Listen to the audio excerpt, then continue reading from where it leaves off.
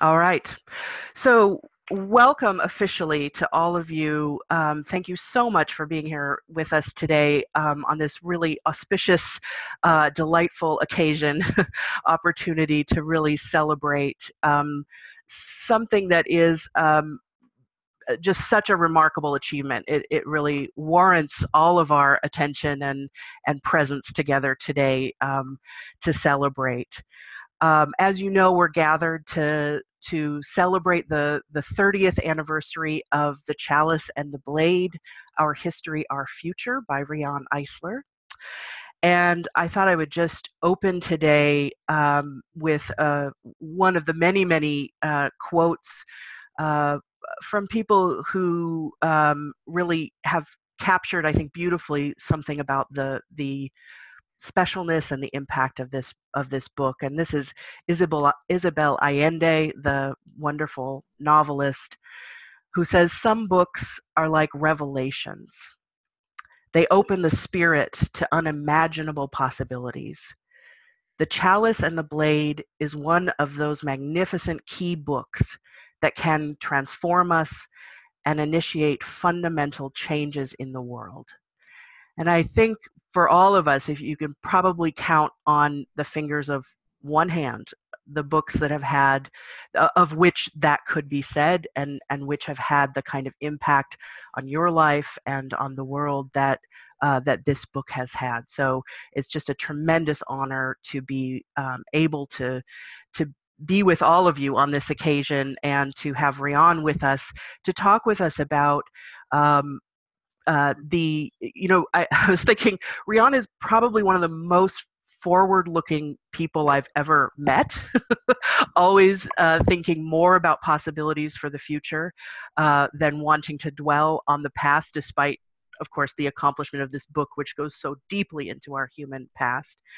But she's going to indulge us today with some discussion of really reflecting back 30 years ago and much further back than that as she began to do the work that led up to the Chalice and the Blade, and share with us some stories about how the Chalice and the Blade came to be. We're also going to let her talk about how it continues to be a roadmap for our future. So we'll get that in there too. In the middle of our session today, we've allowed lots of time to hear from those of you who are assembled here to share a story, to ask a question of Riane that you've always wanted to ask, or even just to share a comment. We thank you all so much for the testimonials about this book and about its impact on you that you shared when you registered for this webinar. Please know that though we won't have time to hear all of those out loud in our session today, that all of them have been shared with Riane, and all of us at the Center of Partnership Studies are just, have our hair blown back by the power of the feeling behind your sense of attachment and relationship to this important book. Before I bring Riane in for some initial conversation, let me just give you a sense of the scope and scale of the accomplishment that we're here to celebrate today. The Chalice and the Blade was in the last 30 years has sold well over 500,000 copies. It has been translated into 26 languages, including Chinese, Arabic, Hebrew, German, Japanese, Korean, Urdu, Russian, Spanish, French, Italian, Greek, Portuguese, Finnish, Danish, Czech, Dutch, Swedish, and Norwegian. There is a British edition that is sold in Australia, India, and South Africa. And the book has been hailed as a major cultural contribution, as you know. The anthropologist Ashley Montagu called it the most important book since Darwin's Origin of the Species. It has led to countless conferences and events around the world, And we may hear a little bit today, I don't know if it's one of the stories Riane wants to tell, but about the first international partnership conference, which was attended by 500 people from 40 nations and was hosted by the former First Lady of Greece on the Mediterranean island of Crete. This is a book which has influenced scholars from around the world. In China, in particular, there has even been a book called The Chalice and The Blade in Chinese Culture, which was published in 1995, which takes the insights of the Chalice and the Blade and brings them specifically into the context of the Chinese experience. Riane has been invited to speak at the United Nations General Assembly, the US Department of State, and heads of state from around the world have brought her in to talk with them about her particular understanding of our human history and what that means for the possibilities for our future. A fun fact you may not know is that the ABC television series MacGyver, remember that old show, actually did a special 2-hour episode that was based on the information about the prehistoric partnership-oriented societies that Riane describes in The Chalice and the Blade. So pop culture even has been impacted by this powerful book. We could go on and describe more of the different ways that this book has influenced life in academics across almost every field you can think of, from peace studies to human rights to economics, politics, spirituality and religion, the environment and population, business and organization development, leadership and management training, the world of education and leadership, all have been touched by this really important and groundbreaking work.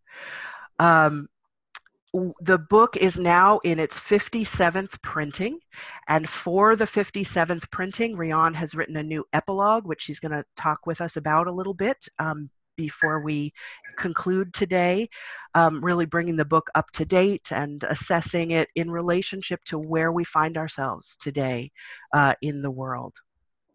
So with all of that impact that this book has had, I want to just acknowledge again how, our thanks for your sharings of how it has impacted you.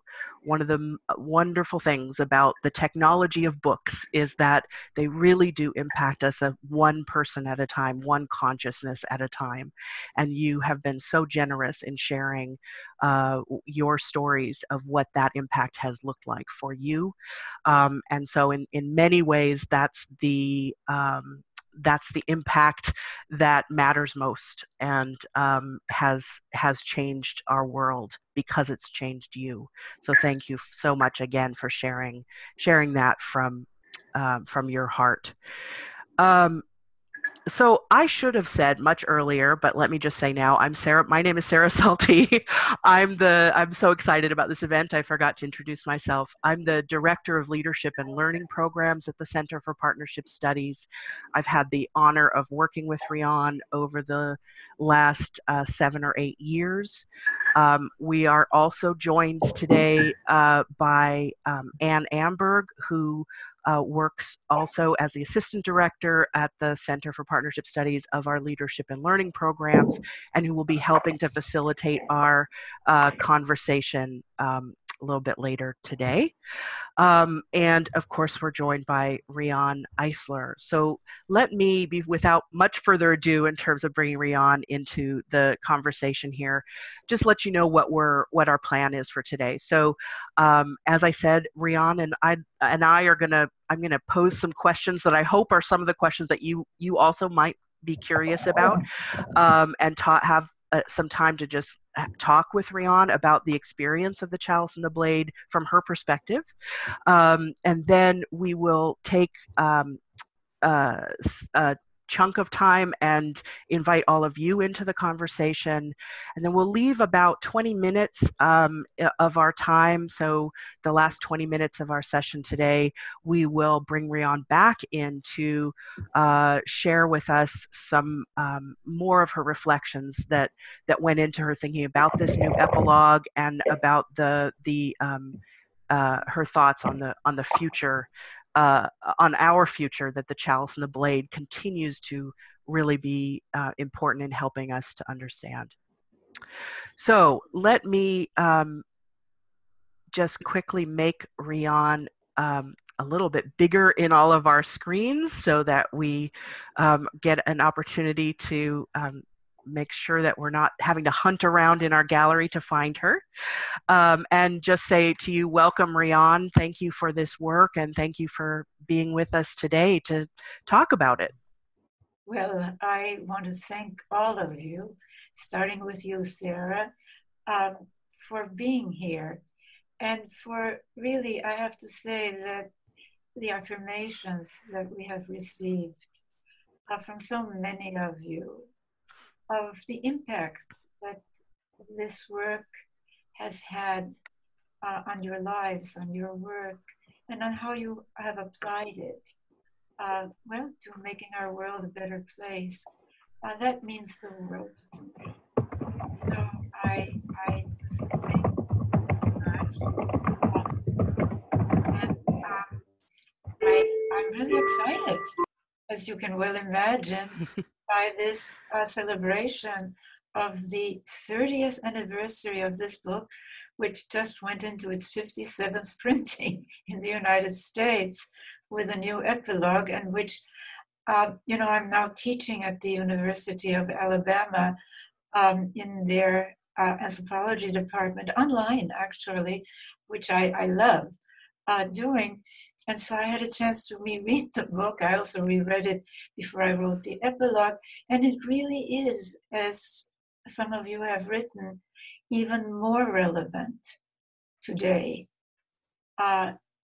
It is really a book that I hope can help us move out of where we are today. Mm-hmm. So welcome again, everyone. I see so many wonderful faces that I know and familiar names, and also new ones that I don't know. It's just a great, great pleasure for me to be here with you. Well, Riane, would you indulge us in some storytelling and share with us a little bit about the origin story behind the Chalice and the Blade? What led you to write this book? Well, the passion that I have for this work, and some of you know this because I have written about it, is deeply rooted in my very early childhood experiences as a refugee child from Nazi Europe. And from one day to the next, really, my whole world was turned asunder as my parents and I became hunted with license to kill. And that experience, and being there on Crystal Night, so called because of all the glass that was shattered in Jewish homes and in synagogues and in businesses, it was the first really organized night of terror against Jews in both my native Vienna and in Germany. So it was in Austria as well as in Germany. And seeing my father being pushed down the stairs, seeing also something that was an enormous influence on my life, my mother's courage in standing up to the Nazis who broke into our home. She recognized one of the young men as a former errand boy in the family business, and she got furious. She said, "How dare you come here and do this to this man who was so kind to you?" And she could have been killed because many people were killed that night. But by a miracle, she wasn't. Of course, eventually some money passed hands, and she was able to obtain my father's release. And we were able to escape. We were really escaped by a hair's breadth on one of the last ships to Cuba, one of the only two places in the world that sold entry permits to Jews fleeing Nazi Europe, Shanghai and Cuba. And of course, we were, as I said, on one of the last ships that was admitted before the St. Louis, which was turned back, even though they too had purchased the entry permits, as my parents had. They were turned back not only by Cuba, but by the United States and every other nation on the West, in the Western Hemisphere. So it was really, I think, sort of the green light for Hitler to decide to exterminate, that it was okay, that nobody really cared if he went ahead with the Holocaust that exterminated over 6 million Jews. So these experiences led me to questions that I think many of you have asked. Does it have to be this way? And it was trying to understand this that eventually led to my decades that still continue of multidisciplinary, cross-cultural historical research about what kind of social system will support the expression of our positive human capacities, the capacities that make us fully human, the capacities we are all born with, for consciousness, for caring, for creativity, rather, because we also have those capacities, than supporting our capacities for insensitivity, cruelty, and destructiveness. And that is what animated this research eventually. Mm-hmm. That was the question. So when you started this project, which at the time you couldn't have known would take you where it did, where it has, what was happening in your world at that time? What was happening in the world around you at that time that sort of was the context in which you were writing? Well, I was at the time that I was writing, and it took me 10 years to do the research and the writing of the Chalice and the Blade. It was an interesting, I mean, it first came out in 1987, as some of you know. And of course, by 1986, I had handed in the manuscript. But what was happening in both my life and in the world was actually very dramatic. These were the years of the Vietnam War. They were the years in the United States of the election of Ronald Reagan. They were also years of some hope in the world, of the election of Gorbachev in the Soviet Union, trying to change that, I call it, domination system, unsuccessfully, of course, as we can see today with the current regime. And in my life, there were also, and it was the beginning also of really very powerful social movements. I mean, already in the 60s, the women's movement, and before that, the civil rights movement and the anti-war movement had started, and I was involved in all of those. But also the environmental movement started during those years.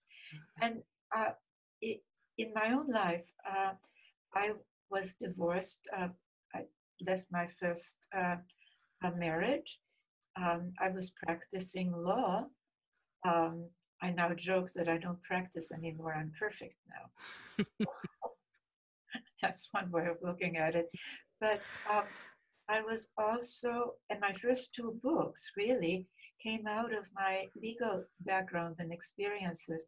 I wrote a book on no-fault divorce, marriage, and the future of women called Dissolution, Dissoli, etc. And I also wrote the only mass paperback on the Equal Rights Amendment, the Equal Rights Handbook. And when the ERA was defeated, it was very clear to me uh, that really, as important as changing laws was, uh, we really need a cultural transformation. And it was at that point that I had already been thinking in these rather systemic terms, because my first job was actually out of school, was as a junior systems scientist at the Systems Development Corporation, which was an offshoot of the Rand Corporation. But by then, on the way out of my marriage, I went back to law school, got my JD, um, and as I said, I practiced law. I started the only center at that time on women and the law in the United States. That was in the late 1969, actually. Um, and to make a long story short, I was a single mother of two lovely daughters for about 10 years. And during that period, my both my parents died. As an only child, that was, and especially a traumatized child as I was, uh, that was really traumatic. And I actually found my mother dead, which was really traumatic. And I got very ill. And it was at that point in my life that I had to make some choices. Hmm. And I decided to give up my law practice and to really devote myself uh, to this work Hmm. and to this research. And I'm so glad I did. And I also at that time met my wonderful partner and second husband, David Loy. And actually, you had some pictures of us, which I loved, as the lead in to this session. And he was wonderful and has been a wonderful partner, very supportive. So that was very healing for me. Uh, and because I really did sort of collapse. And it was out of that collapse that I decided I had to go with what my calling was. Mm-hmm. So it did you understand when you started, I mean, at the beginning, just how enormous a task it was going to be to try to completely remake the received conventional origin stories of human civilization? What was your, do you remember what you sort of imagined this process would be, and what, how that compared to what it was really like? It wasn't like that, I had to find answers. And it was very clear that the conventional, familiar social categories, right, left, religious, secular, Eastern, Western, Northern, Southern, capitalist, socialist, there were in all of these cultures, in all of these categories, you find regressive, oppressive, violent regimes. So I couldn't use those categories to try to answer my question of what are the conditions that really that we need to create, which is what this is all about, uh, so that we can have a more equitable and less violent and yes, more caring world. Mhm. It was, my life is really sort of like the pieces of a jigsaw puzzle coming together. For example, when I was sort of going crazy in the suburbs as a homemaker in the 60s, before, I sort of awoke and, and I became fascinated for some reason by ancient mystery cults. And, uh, and I realized, that in all of these so-called cults, there were earlier religions, really, we call cults anything that isn't, the religion that we have been taught.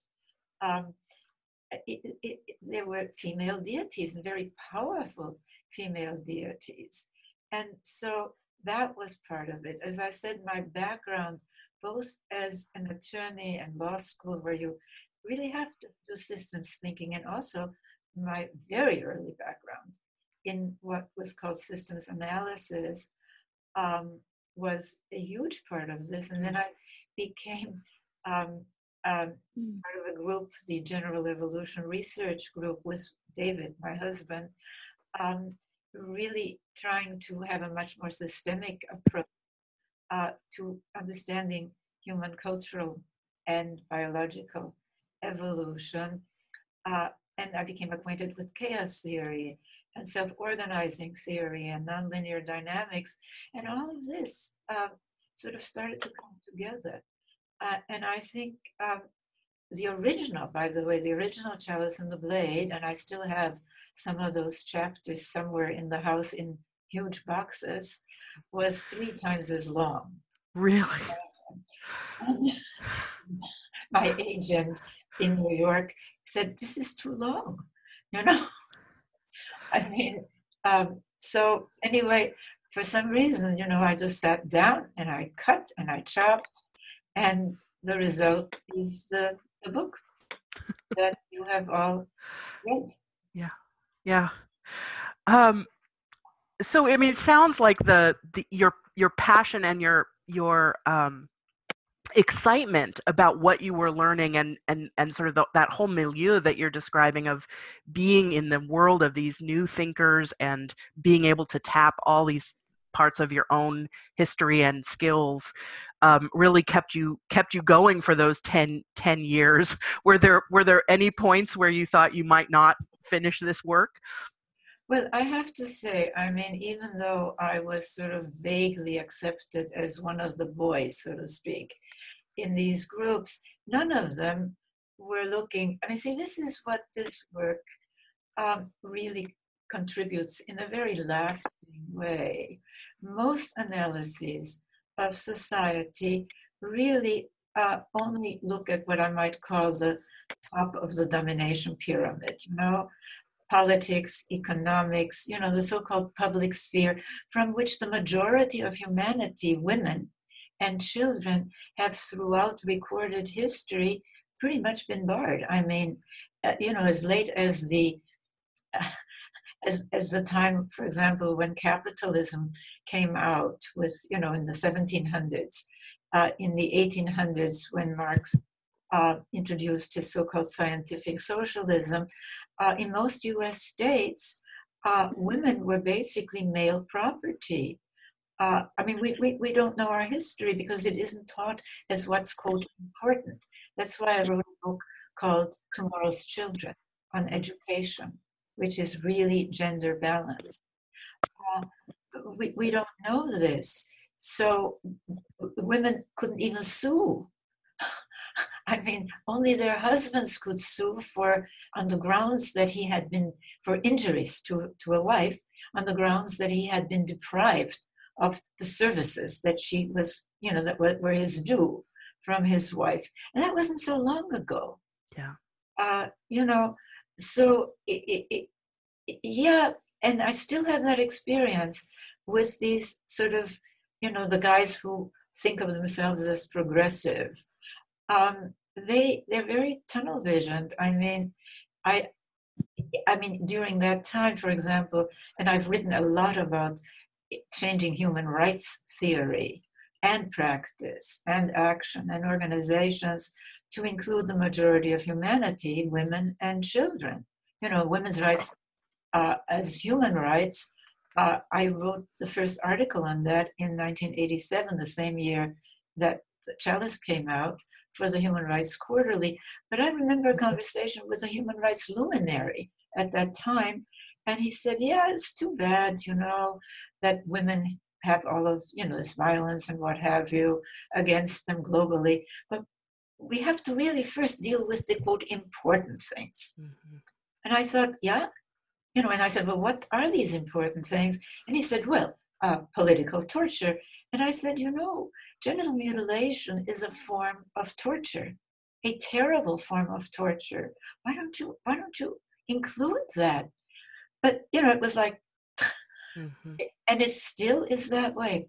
These guys sort of get it when I speak, yeah, but then they don't get the rewards for this holistic, systemic approach, mm-hmm.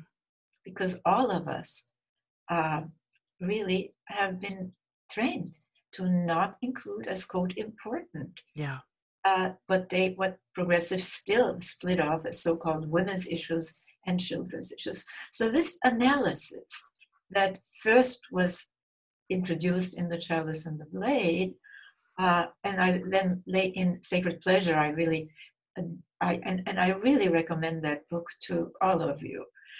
Because it applies this, it begins to also really talk about children and child rearing. Uh, it sort of continues the theoretical development. And it looks at how sexuality and spirituality are different depending on the degree of orientation to either the domination end or the partnership end of the social scale. Um, you know, I mean, and many of you have said that this opened a whole new way of seeing the world to you. Well, that's what it did for me, uh, and continues to do. So, before we bring in our wonderful participants to share their questions, I wonder if you'd share just a little bit about that immediate aftermath of the publishing of the book in 1987. Tell us about how was it received initially? Were there reactions that surprised you? And what did it? A little bit about the journey that began really after the publication of the book for you. Well, what surprised me, I mean, I had no idea, and I didn't write it, with any readership in mind. I just wrote it because I had to. I just did this work because it was my calling. I had to do this. Um, so I didn't know how it would be received, and it was wonderful that there was this outpouring of aha, that people would write me, this book has transformed my life. It was full of aha moments, which it was for me, by the way, doing the research. Um, so that was wonderful. And that's how, by the way, because of this outpouring in 1987, the Center for Partnership Studies was founded, which is also celebrating now its 30th anniversary. And that the purpose of the center at the beginning was just to find a way, all of these people wanted to do something, and we didn't have an organization. Um, and so it was really to put these ideas, and continues to be, to put these ideas into action. But there were also very negative responses, including from one feminist wrote a scathing review, saying, "Well, this doesn't make any sense." But she was a Marxist, and I was challenging her comfort zone. Yeah. And she didn't like it one bit. So it's not been easy to really penetrate, for example, the academy. I mean, yes, I get published now in some Oxford University or Cambridge University volumes, but I had hoped. I mean, if you talk about hopes, I mean, I really still hope that this can transform how the academy studies society. Well, thank you so much for being willing to go back to the back to those origin stories and early days. I'd like to invite everyone now to chime in. What we'd like to do for this next segment is just invite you to think about really how Chalice and the Blade changed your life. If there is a particular story you'd like to share, we'd love to hear it. If there's a particular question that you've always hoped you could ask Riane someday, we hope you will share that too. The way we're going to do this, because there are so many of us here, is to have you use your chat box, and Anne is going to be facilitating this for us, so she'll be watching the chat. So if you have a question, please type the the full question that you would like to ask. But if you have a story or if you have a comment, just all you need to, you don't have to write out the whole story in the chat box. Just say, I have a story to share, or I have a comment to make. And Anne will look for those. We've scheduled about 25 minutes, 30 minutes for this segment. So we will love hearing as many voices as we can during this time. But know again that we won't be able to get to everyone, and we're sorry for that, but that we have appreciated so much the written testimonials that you shared ahead of this session, and all of that. Riane has received all of those as well. So Anne, if you and I should say, once Anne calls on you to share your question or comment, you can unmute yourself just by clicking on the little microphone next to your name in the window where you appear on the screen. So go ahead, Anne. I will let you steer the questions to Riane and invite folks in who have questions, stories, or comments. Thanks, Sarah. I do have a question here. It's the name doesn't show up, but the questioner says, I'm wondering if Dr. Eisler had any active colleagues she was communicating with during her 10-year researching of the book. It was a solitary thing, really. And I think it had to be because the work is so outside the conventional frame that I sort of had to kind of connect the dots in a different way. But that's not to say that I didn't draw, as you know, from many, many people's work. But the one supporting person, and the person I did talk with about it, occasionally at least, was my partner, my husband, and he was wonderful, I mean, and that was very important to me. But see, these were also the years when I was writing, when you already had the rightist fundamentalist corporate alliance come together to defeat the Equal Rights Amendment. And it became very clear that these people had what I now call an integrated systemic agenda. I read columns and they still call these the quote cultural issues, as if they were less important. It's amazing. But they focused enormous energy, enormous resources, enormous money and time for decades on really pushing the normative ideal of the family back to, the so-called traditional family of the rigidly male-dominated, authoritarian, highly punitive family, which is really one of the foundations, as my research later showed, that we have to rebuild these four cornerstones, and childhood, family, and gender are two of these cornerstones. These people recognize that. And it's very frustrating, and this is why I'm counting on all of you to really change the conversation, because we don't have any realistic hope of really turning the culture around worldwide unless we get enough people to understand that we too, as progressives, must have an integrated systemic agenda that, yes, pays particular attention to the cultural construction of these childhood and gender roles and relations. And so, I mean, there were people I was reading, that some of whom I cite, I mean, like Jean Baker Miller or Carol Gilligan, who were also writing at this time, but they didn't put the dots together for the whole system. Their focus was properly, really, on what feminist focus has been, and I am a feminist, obviously, on how all of this impacts women.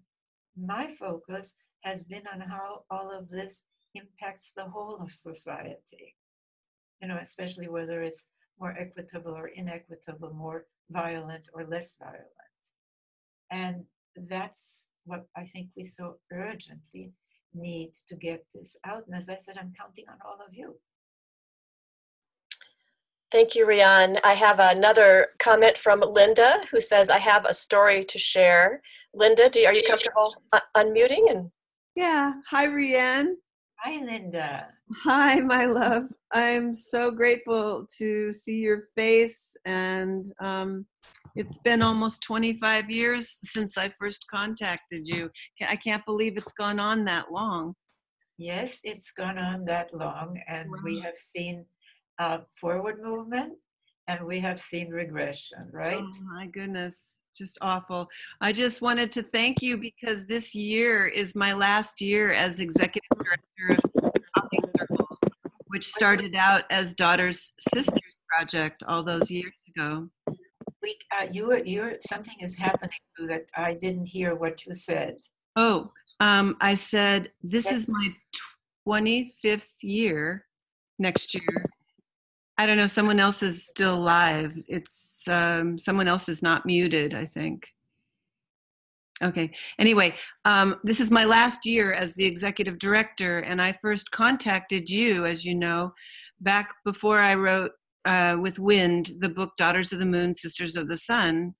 And you were one of the very first advisors to us, and had you not been so close to me, that book would not have been the same, nor would it have been as impactful. And all the years that you have supported that work have been just extraordinary. I thank you so much. You mean everything to me, and I've loved you for 25 years. Thank you so much. And thank you for your important work.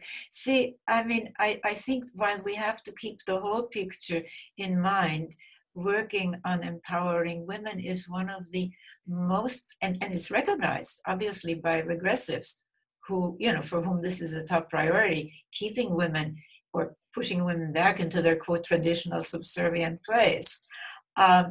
It's very important work. Yeah. It is something that even runs, this gendered system of values. You devalue women, you also devalue the so-called soft or feminine. So our policymakers always seem to have money, right? For weapons, for prisons, for wars, the stereotypically masculine, work. But somehow they never seem to have enough money for the soft, the so-called feminine, caring for people, keeping a clean environment. Women are supposed to clean up, right? It translates into nature too. So we've got to help people connect the dots. But the work that you have done and are doing, bravo. Thank you. I just want to tell you that a 38-year-old, 40-year-old woman is now taking over the organization, and it's got a whole new life. Great. And so your work will carry on through our work. That's what I want. Thank you so much. thank you. And Beth Wilson, do you want to say a quick thing for Riane?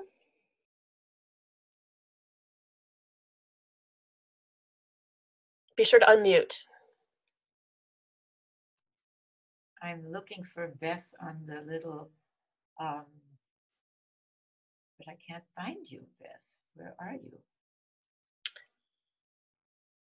I can just read her question real quickly. Beth says, Riane, what is your focus in the new foreword of the latest edition? Is it essential in our time? And I look forward to your leadership in this area. Well, it is essential in our time, she says. It's an epilogue that replaces the earlier epilogue. There have been, they didn't change the cover this time. I'm so glad, because I really like this cover, but this is the third cover on this book. But what it really does, that epilogue, is it brings it up to where we are today. In the United States, the Trump years, it sort of traces what happened since the Chalice and the Blade was published in '87 to today. And my work now is very, very focused on building these four cornerstones. We had an event in New York. I hope that we will have the video of it. Actually, at a historic place, the Great Hall of Cooper Union, for New Yorkers. That progressive New Yorkers that really resonates because, many great leaders have spoken there.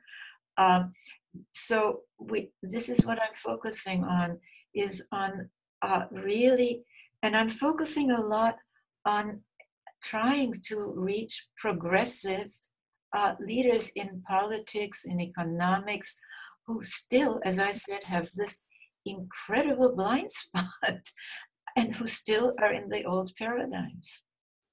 Thank you, Riane. I just found my unmute button. Oh. And this is Beth.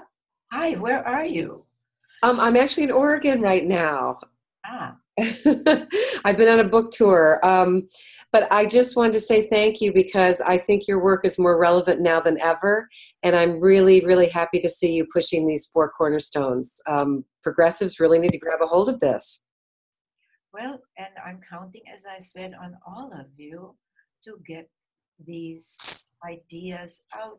I mean, if we have to learn from the people pushing us back, whether it's here in the United States. How did Trump get elected? That's something I deal with in the epilogue, by the way. But it's happening worldwide, and people have to understand that the struggle for our future is not between right and left. Look at Kim Jong-un. It's a leftist regime, and it's a disaster, right?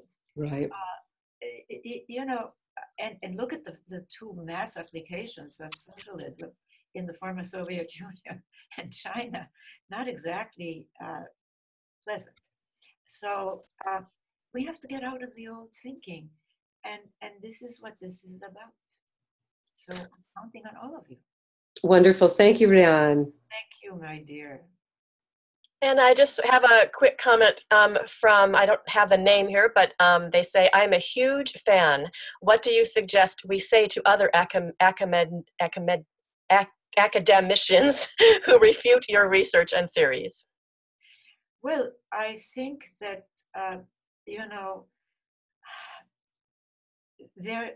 it's difficult because if you frontally say to people, look, you're looking at the world through a rear view mirror, trapped in old ways of thinking, they're not going to respond very positively. They're going to be very defensive. So what I would suggest is trying to find a place where they are already, for example, I don't know what field you're in, and I'd love to know, because that would be a helpful way of trying to figure out how to get to them. In the epilogue, for example, in terms of our millennia of our past that oriented more to the partnership rather than domination side, we now have the work on foraging societies. Douglas Fry, Oxford University Press is publishing this work showing really, and an article that he wrote for our journal, for the Interdisciplinary Journal of Partnership Studies. And by the way, point people to that journal. That's a good resource to just see. Especially, I edited, I'm the editor-in-chief, but I also guest edited an issue on what I call Caring Democracy that deals with the 4 cornerstones. And it has actually an article by Fry, as well as by 2 other very well-known academicians, Garcia Narvaez of Notre Dame, excuse me, I always want to call it the French pronunciation, and Les Kurtz, who's a luminary also in the human rights area. So depending on what area they're in, point to some of the scholarship that validates this. For example, in terms of the cave paintings, it's very interesting because, we have been taught this story that, the caveman cartoon, right? He's, it's imprinted in our child's mind from, before the brain is developed, before we have any critical faculties. And a lot of these older paradigm scholars are still trying to prove somehow that that's how it was, despite the findings of Fry on what foraging societies really are like And that was the millennia of our prehistory. In terms of the cave paintings, an archaeologist studied those handprints. And I write about that in the epilogue to the Chalice and the Blade. And it seems that the finger configurations of the female hand and the male hand are somewhat different, and he happened to know this, and he found that the majority of these handprints were female. So this notion that only male artists and only men counted, in the so-called Stone Age is nonsense. And the problem is, there are wonderful scholars who have really done a lot of work in this area. In fact, one of them, Max Dachau, is here, and I'm so glad that you came, Max. But it's marginalized, and academia is still in the old diorama. The dioramas are always how a male ape becomes a male human, and women just aren't in the picture. So if you leave out of your database half of humanity, you're not going to have a very accurate picture. Thank you, Riane. There's quite a few more questions. I'll read just I'll try to make my answers shorter. Susanna mentions, I'm interested in professionally studying and disseminating tactics and strategies that create partnership. Given that the Academy doesn't have much appetite for this, what would be a good place to do that? Center for Partnership Studies, our webinars. And Susanna, you have given actually webinars for us, which I love. I love it when our alumni become teachers themselves. That's what this work is about. I think that we've got to find some really moneyed backers. I'd love to see a department or a chair funded in partnership studies at a well-known university. So if any of you know people like that, that would be a very important thing. And then those of us, including while I'm still alive, can start that. Everything is possible. We have to image it, and then try to figure out how to implement it. I just will not accept that the Academy continues to be so mired in old thinking. Because they have a lot of influence. Is there anything you wanted to say real quick, Susanna?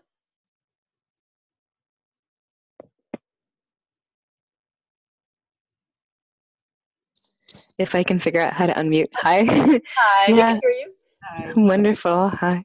Yeah, I wanted to thank you for the opportunity to be able to do some of that disseminating through the webinars. That's been really fantastic. And as you know, one of the reasons that I came here today is because I feel a similar calling to you, Riane, to create these and show people the way to creating a real shift back to partnership societies.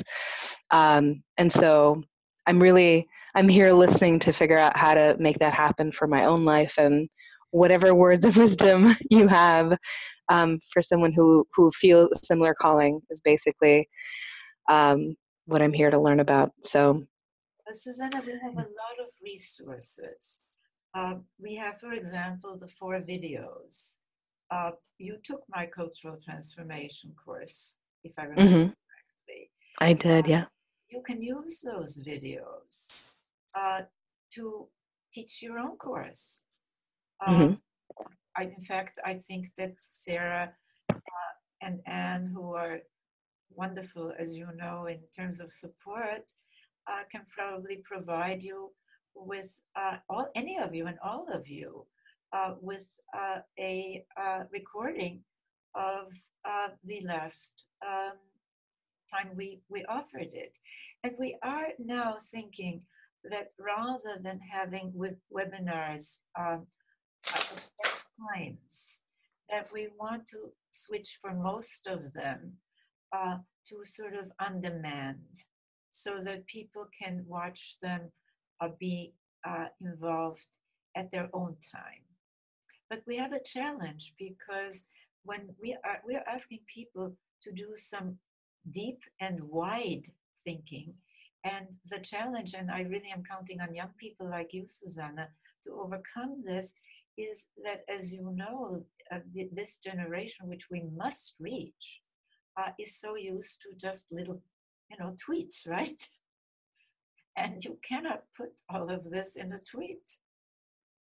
So that's a challenge, isn't it? So we've got to do it, though.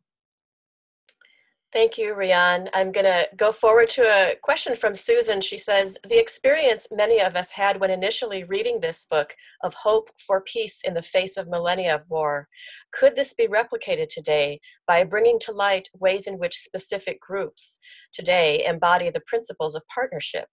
Can you think of ways we could discover and promote knowledge of these examples? Well, yes.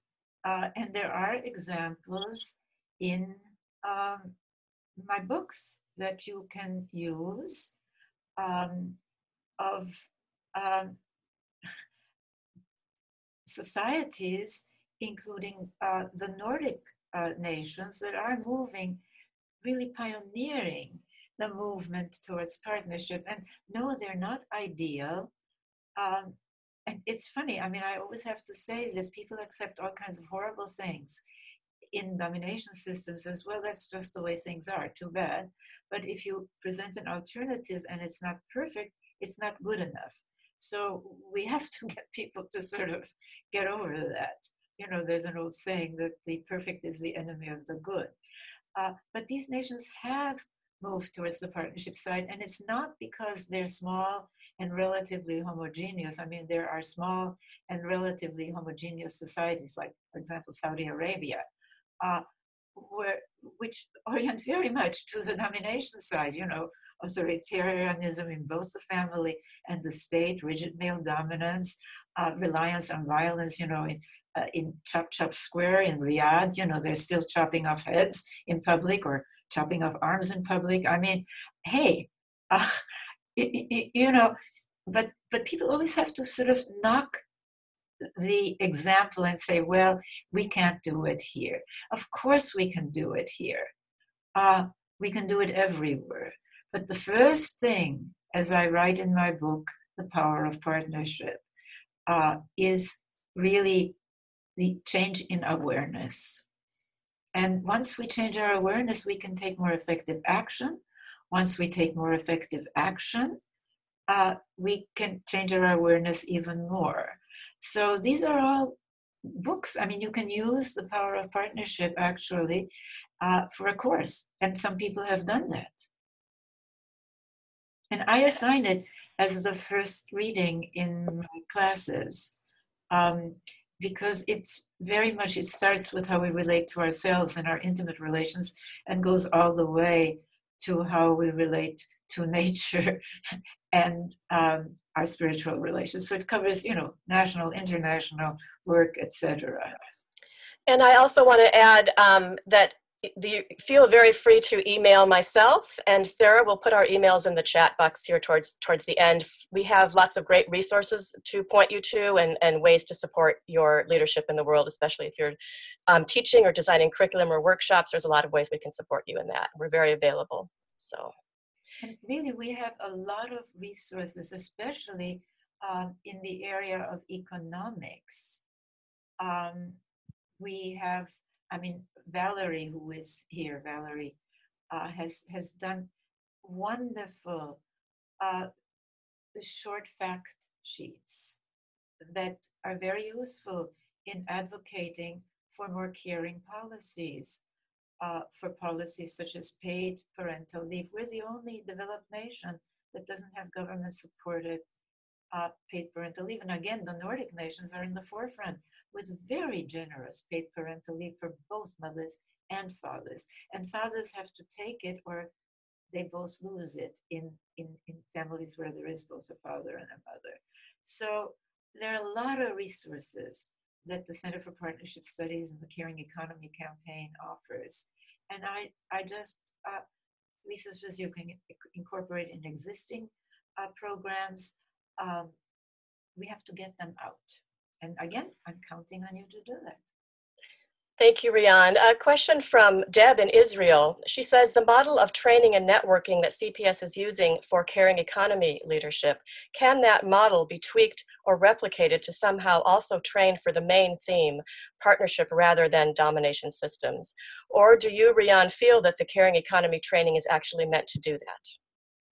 Well, one of the points in my book, The Real Wealth of Nations, which was really the wellspring for the Caring Economy campaign and for these webinars, was that we need to understand something that when you first say it, it may sound strange, which is that you can't really understand, much less change, economic systems by just looking at economics. Economics are embedded in a larger social system, and they're very different depending on the degree of orientation to either the domination side or the partnership side of that culture. So a lot of what we critique, say, in capitalism, like this idiotic trickle-down economics, which sounds obscene, on the face of it. Well, think about feudal times. This is domination economics. It's the same principle, people in those times, and this was celebrated in fiction and in odes, they were supposed to content themselves with the scraps dropping from the opulent tables from those on top. So whether it's Chinese emperors or Arab sheiks or you name it, it's domination economics. So yes, it's interwoven with the materials for caring economics. However, if you want to teach something that really covers the span of my work, including now the work that I'm doing, drawing very heavily from neuroscience, then I think those 4 videos from the cultural transformation course, from changing our story, changing our lives. And story is one of the 4 cornerstones, and economics is another one. But economics, we can't, capitalism and socialism don't give value to the most important work of caring for people starting in early childhood and caring for nature. They cannot, they're totally, they would be antiquated anyway. They came out of the 1700s and 1800s, and we're in the 21st century post-industrial era, whereas they came out of early industrial times. And now with automation, robotics, artificial intelligence, we have actually a crisis, but we also have an opportunity to redefine what is and is not productive work. So I think that you can start with any one of these courses and use them. I just want to add quickly that we are in a time at the center of doing a lot of revisioning of our programs and how they're being offered. And one of the things that we have been tossing around that I think sounds very in keeping with the comment that Deb made is the idea of really reshaping our leadership program so that it continues to be a project-based program, but that projects are welcome in any of the 4 cornerstones. And so for people who are particularly wanting to focus in economics, we can support that.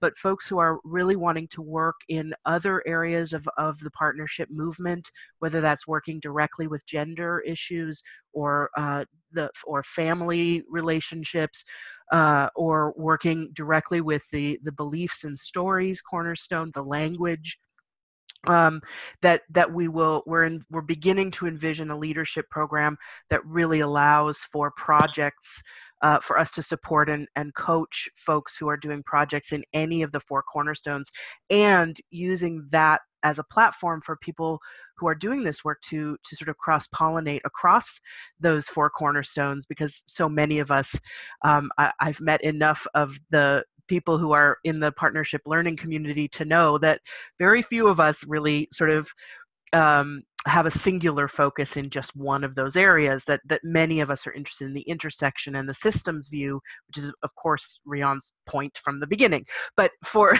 but so in any case, I think you may find that we're moving in a direction that kind of fits with what at least what I'm hearing your question is getting at, and we look forward to sharing more about that in the months to come.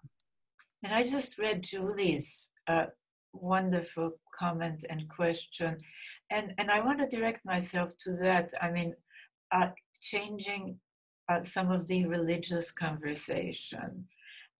You know, I think it's so important that some of the more progressive religious congregations and leaders understand this new frame of domination and partnership, because it makes it possible to really understand that at the core of most major religions are really teachings of partnership, so-called feminine teachings of caring and compassion and nonviolence. And then there is this encrustment, and it is really that, of domination teachings that have, through the course of history, become part of our scriptures.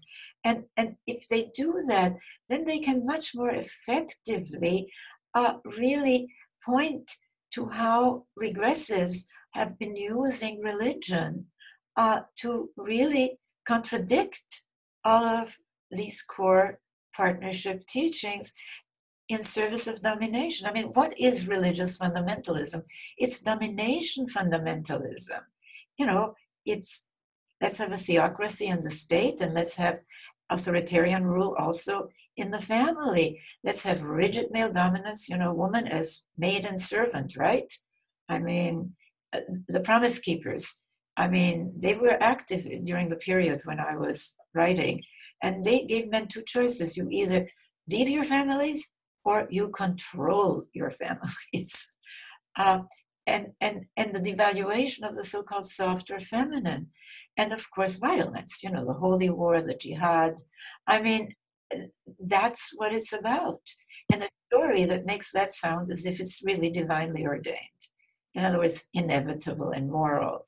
So I used to be asked to keynote, actually, congregations. Of course, the Unitarians asked me years ago. They haven't asked me lately.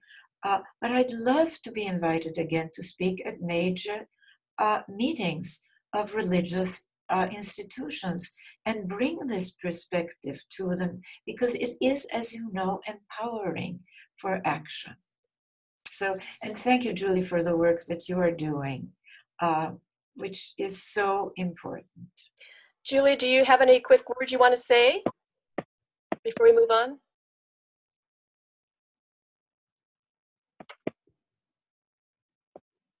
I'm trying to unmute myself. We can hear you. Oh, wonderful. Oh, thank you for those wonderful comments. I just am so excited to hear you speaking on this, and you give me such hope. I just am, you know, trying so hard to keep the hope, and it helps to hear you. My experience is exactly what you were talking about in terms of any of the religions in which I work and teach. The dominator model is the norm, but it is not scriptural. And so it's just such a challenge to be able to try to talk to faith leaders and try to help them understand the actual origins and the meanings of the words and the original languages and the social context and so forth. So thank you.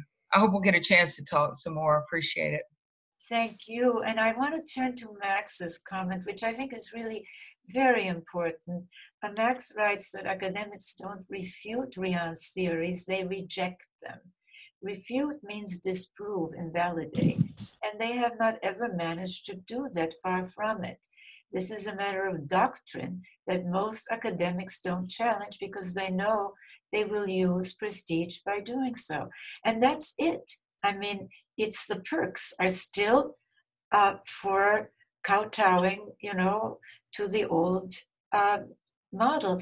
And in my book on education, which really focuses on from preschool.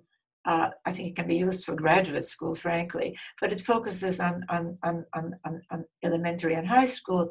I make this point that we simply have to not only change process, how we teach, which is what a lot of progressive educators have focused on, or structure, making it more of a hierarchy of actualization rather than domination. But we have to change the content, the stories. And there are many examples in that book of how we can do that. But academicians, like everybody else, have been indoctrinated, as Max points out. And, that's where they get their validation for perpetuating the old paradigm. And it's up to us, it's up to you to change it. Great. And Sarah, do we have time for one or two more, or how are we doing? Yes, I think through the questions, we're really getting at what I had hoped we'd give Riane some space to talk more about in these last minutes. In terms of, so let's just check in with Riane. Are there additional comments beyond what you've already shared that you'd like to make about really sort of where you see the partnership movement today, where you see it going forward, your vision for the future that of this work? And I mean, you've talked about ways in which we can all be carrying this forward.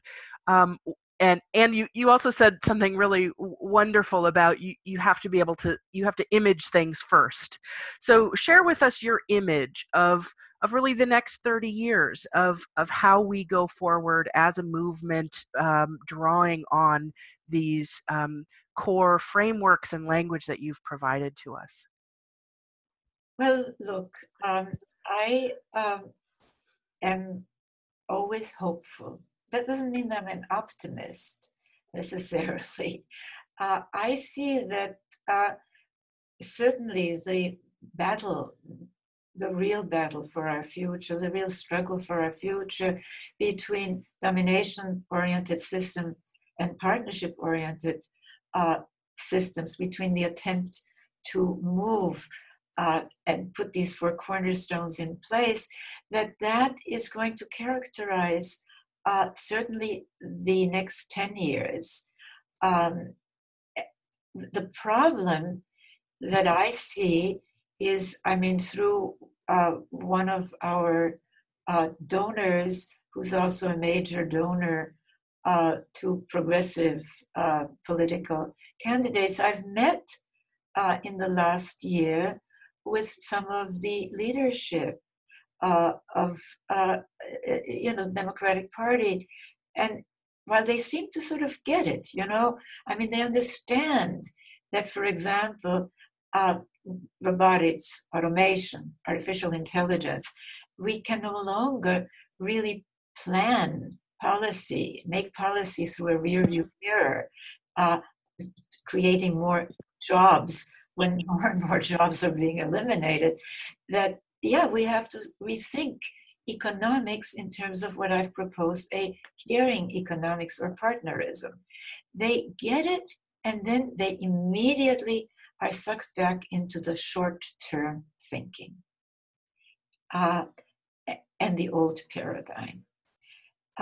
So I think it's only as we really become a more vocal, more united partnership movement, which is what you're all really leaders in, that we can change that. The more we talk about our world, our past, our present, the possibilities for our future, about it in terms of the configuration of the domination system and the configuration of the partnership system, and explain, about fundamentalism, for example, or about Trump, as I do in the epilogue, that what we're talking about are regressions to the domination side, and that we really need to have an understanding of the complete pictures as those pushing us back do. Remember progressives still talk about anything to do with women and children as just cultural issues, right? Rather than the important political issues. Nonsense, these are very political. They paved the way, authoritarian rule in the family.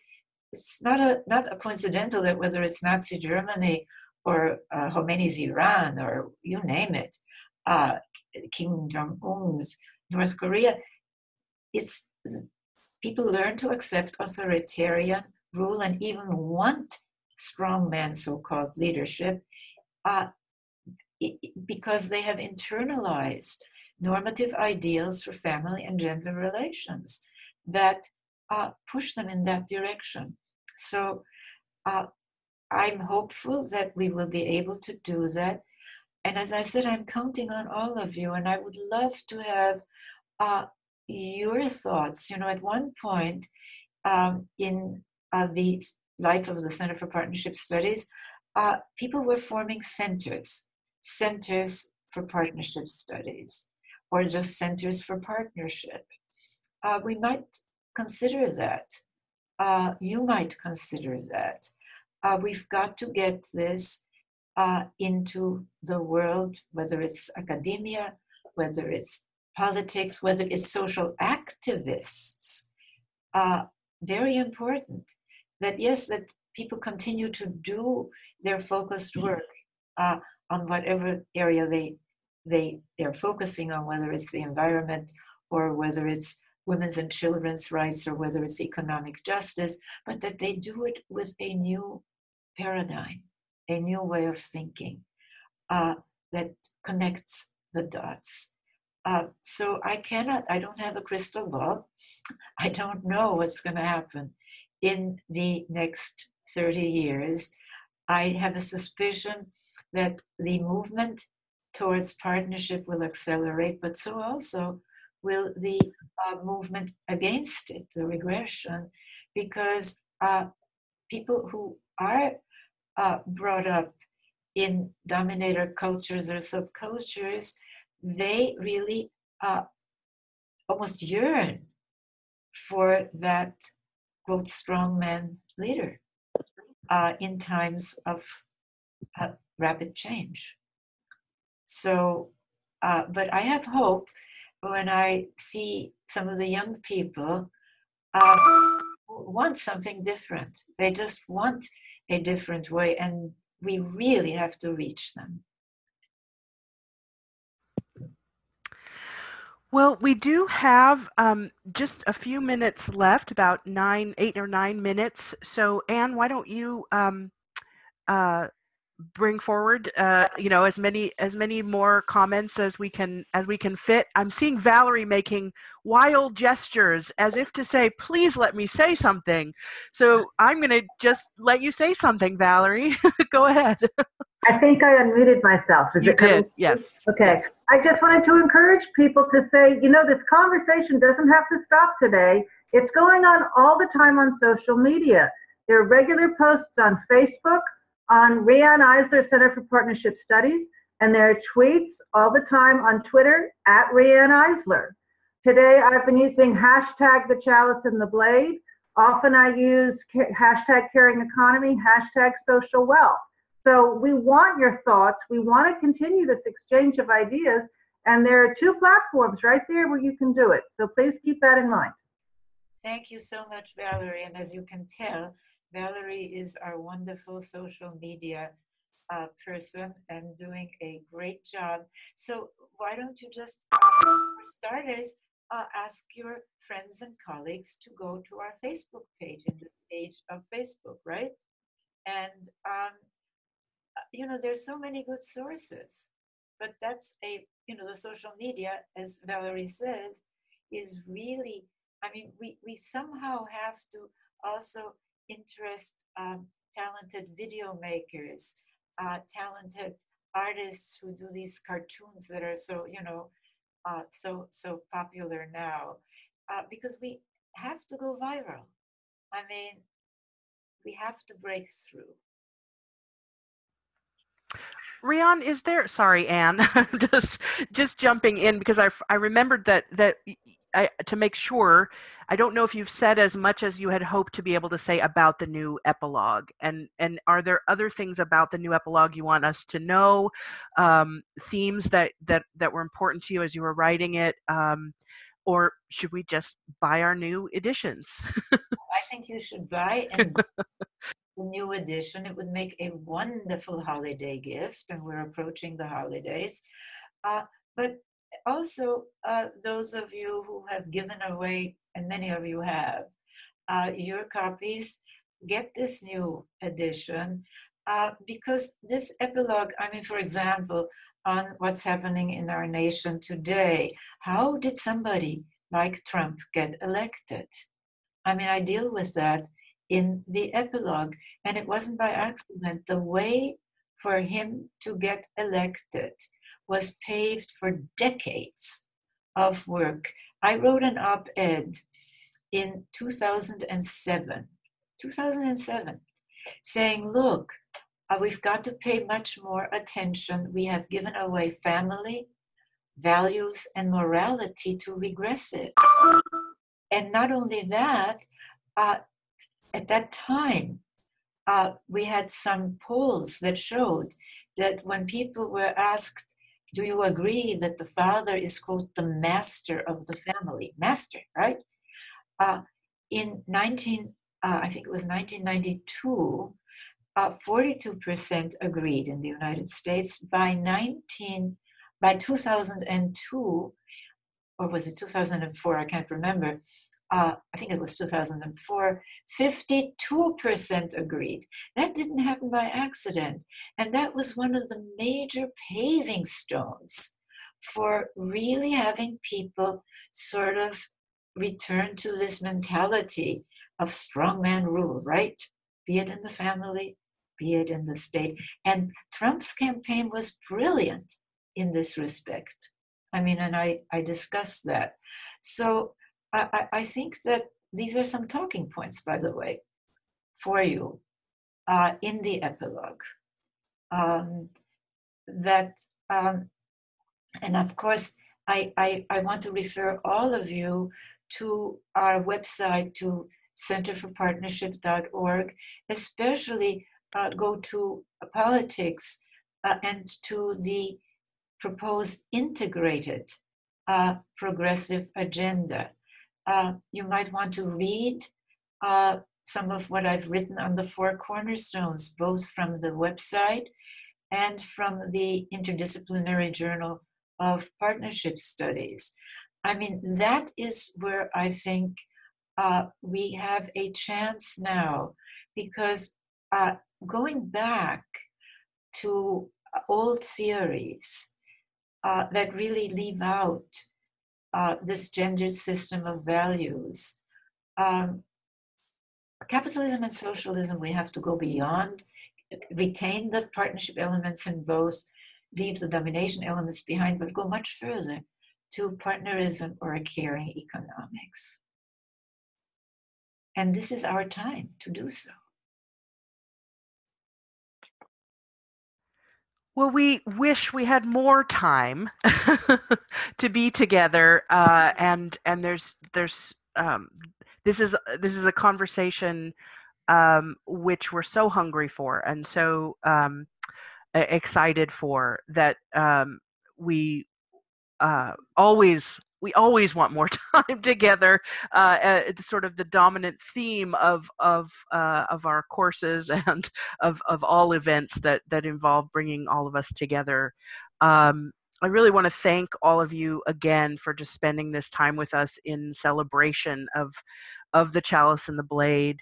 And really, I think I know you'll all join me in thanking Riane for the when we think about those 10 years of 10 years of solitude, of of real genuinely original research and thought work, without which this book would not have been possible, and not only the book, but of course all of what has happened since has also been driven by Riane and her tenacity, her refusal to give up, her refusal to shut up, and her insistence that this is that there's a fundamental truth here, which ultimately will out. And I think that for all of us, all of you whose comments have included the word hope or inspiration, or transformation, that I join all of you and know that you join me in really thanking Riane for all that she has put forward, that we can now build on, and that we are building on, that you are building on and have been building on, some of you for many, many years. So please, Riane, go for it. Have a last word, and then we'll close the session. He always lets me have the last word. But I really want something we haven't touched upon. We have to get this new way of thinking into not only social media, but the mainstream media. And if any of you have contacts with some of the major publications, the New York Times, I've tried to get op-eds into the New York Times. They reject them.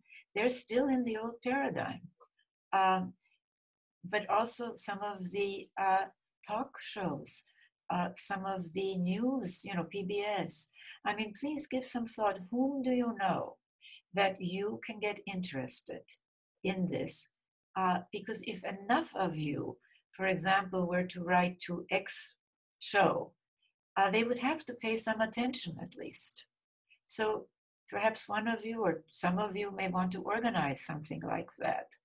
I mean, we really have to be strategic. And we also, I hope that I will get a chance to see many of you again. We will still be having webinars, and I will still be on them.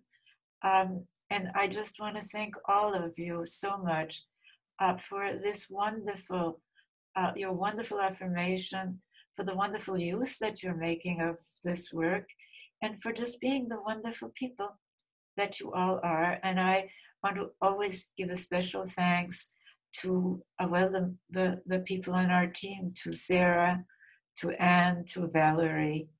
Thank you, and have a wonderful, joyful rest of the day. And bye-bye. And watch for follow-up email with a link to the recording so you can share with others. And we'll be in touch with more information about upcoming events as well. So be well.